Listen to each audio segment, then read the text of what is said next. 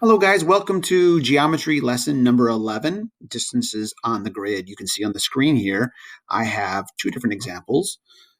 Both of these examples, the points are either vertically distant from one another or horizontal. There's nothing on the diagonal here, which we'll cover in a later lesson.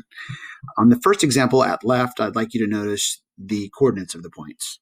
The point at the top, you'll have to estimate, but if you'll notice, if you carry this down, it's about, well, looks to be at the x value of 5.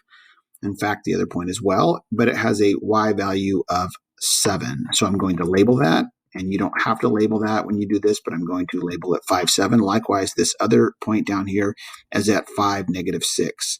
One way to find the distance on the grid is simply to count the spaces, needing to be careful to make sure the grid goes by 1 or by 2s or by 5s. In this particular case, each grid line is worth 1. So the most elementary way of doing this would be simply to count 1, 2, 3, 4, 5, 6, 7, 8, 9, 10, 11, 12, 13 spaces. And so the distance would be 13. Going back to an earlier lesson when we were talking about the ruler postulate, probably a more powerful way of getting this is to figure out that, okay, this y value is 7, it's larger. This one is -6, it's smaller. We can find the distance between these 2 points by using the difference. 7 subtract -6 is in fact 13.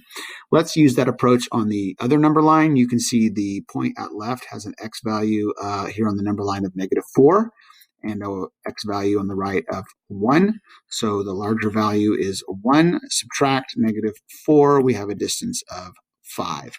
Moving over to GeoGebra, taking a look there at how you can do this as well. On GeoGebra, when you pull up the geometry application, as I've recommended, there is no grid lines visible. There are no axes visible, but the wheel at the top right allows you to change that. You can show axes. There's my XY axes. You can also show the grid. You can show in a variety of ways. I'm going to show major and minor grid lines, although there's different ways of doing that. Notice it has a major grid line at every one in this case, and then there's smaller ones in between those.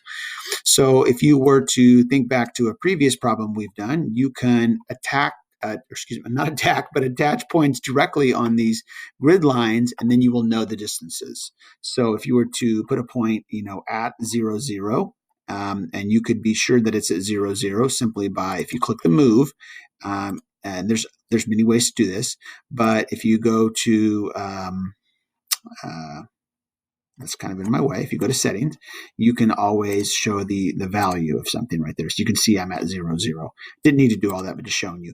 And earlier we were constructing distances of 6 and 23 and 17 and so on. So you could put a point purposefully at 6, 0. And that way, when you built a segment from 0, 0 to 6, 0, you would know that it has a distance of 6.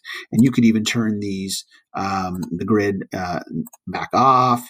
You could turn the axis back off, and that line segment would still be at 0, 0 in the background, and this distance would still be 6. So that's something fun to play around with as well.